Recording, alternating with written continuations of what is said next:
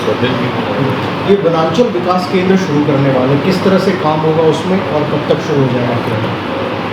अभी उसका पूरा डिटेल प्रोजेक्ट बन रहा है और उम्मीद है कि जल्द से जल्द हम उसको निचले स्तर पर लॉन्च कर पाएंगे। और छत्तीसगढ़ में पहला हम प्रस्ताव हमारे जगदलपुर का है और दूसरा जसपुर का है, जिसमें वनांचल विकास केंद्र के माध्यम से हमारे वहाँ के जितने भी हमारे प्रोडक्ट हैं या फिर हमारे जो वहाँ का जो इकोसिस्टम है और उनको कैसे संरक्षित करना, हमारे जो वनवासी क्षेत्र में रहने वाले जितने भी बंधु हैं उनकी हर गतिविधियों को किस तरीके से तैयार करना और उनकी ट्रेनिंग का एक बड़ा पार्ट है और उस दृष्टि से भी हम उसको तैयार कर रहे हैं। अच्छा, कल जगदलपुर गए थे आप लोग, ड्राई फ्रूट पार्क वहाँ पे काम चल रहा है, क्या क्या काम होगा और क्या फ़ायदा होगा स्थानीय लोगों को? देखिए, ट्राईफेड की जो वहाँ पर ट्राईपोड बना हुआ है उसमें हमारी लगभग कल 3 घंटे लगभग वहाँ पर बैठक हुई। माननीय मुख्यमंत्री श्री विजय शर्मा जी उस बैठक में अध्यक्षता की और सभी विभाग वहाँ पर मौजूद थे, जिला के कलेक्टर वहाँ पर मौजूद थे और सारे ट्राईफेड के भी अधिकारी मौजूद थे और एक नीति बनी है कि किस तरीके से उसको चलाया जाए। उसके लिए एक समिति बना करके अभी हमने तय किया है कि आने वाले समय में कौन सा ऐसा मॉडल हो सकता है जिसके माध्यम से उसको हम तैयार करके वहाँ के लोगों को ज़्यादा से ज़्यादा लाभ दे सकें। और हमें उम्मीद है कि इस साल के आखिर तक हम उसको रन कर पाएंगे। क्या फूड पार्क है या सर कि और भी कुछ काम होगा वहाँ पर? बहुत सारे उसमें वो है ऑप्शन है, वहाँ पर फूड पार्क भी है और जो हमारे जितने भी वनौषधि हैं या फिर जितने भी हमारे वहाँ पर पारंपरिक रूप से जो फल मिलते हैं उसका पल्प निकालने का, जूस निकालने का और भी उसके दृष्टि से तैयार करने का, तो सारा चीज़ किस स्वरूप में अपन करेंगे वो अपने ऊपर निर्भर करेगा कि किस तरीके से तैयार करें। और एक बस्तर का प्रोडक्ट का एक वो बनना चाहिए और मुझे लगता है कि वो एक अच्छा उदाहरण हो सकता है। सर, ये आप लोग संभवतः इसी माह चरण पादुका का भी वितरण करने जा रहे हैं, मोदी की गारंटी में शामिल है। एक के बाद एक मोदी की गारंटी आप लोग लागू करते जा रहे हैं, तो इसकी कोई टेंटेटिव डेट अगर आ गई हो तो? देखिए, पिछली सरकार ने जो चरण पादुका योजना है वो बंद करके रखी थी, लेकिन हमारी सरकार चाहे वो तेजपत्ता की कीमत हो 4,500 से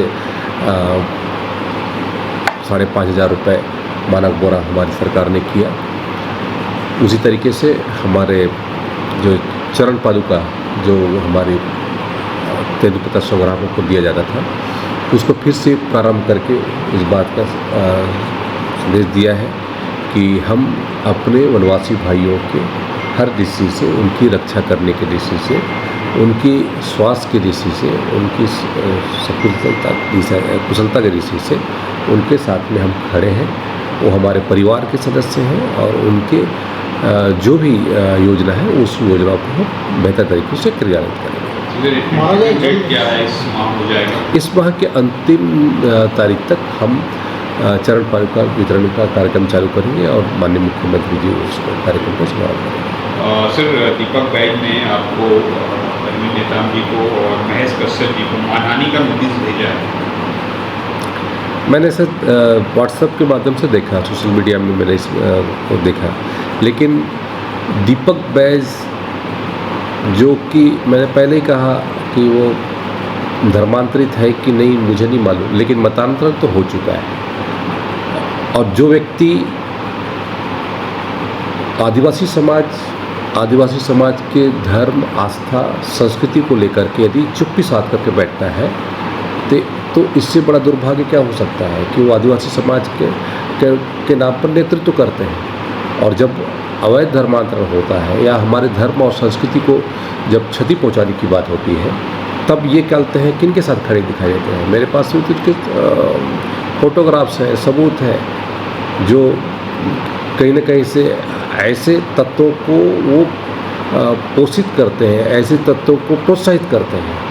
तो ये दुर्भाग्य है हमारे आदिवासी संस्कृति के साथ में जो खिलवाड़ करने वाले लोग हैं, आज वो आदिवासी समाज के मसीहा बनकर घूमते हैं।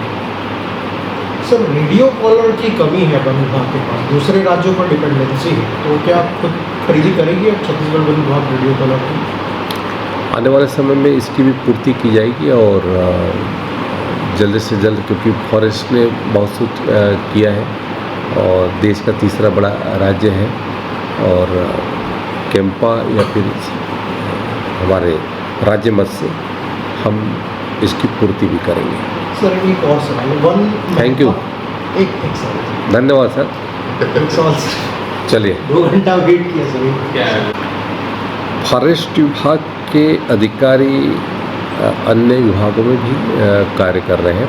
प्रशासनिक रूप से उनकी दक्षता को ये साबित करता है। उनकी कार्यकुशलता के कारण से आज यदि प्रशासन के उसमें उसका बखूबी तरीके से इस्तेमाल होता है, तो वो केवल फॉरेस्ट तक ही सीमित नहीं होकर के हमारे राज्य की प्रशासनिक व्यवस्था को सुदृढ़ करने में लगे हैं। और हमारी कोशिश है कि स्थितियाँ किसी भी तरीके से वो बेहतर हो। और हमारे पास में अभी हम लोगों ने निचली स्तर पर उसकी आपूर्ति की है रेंजर और अन्य पदों पर, तो आने वाले समय में उन पदों पर भी हम विचार करेंगे।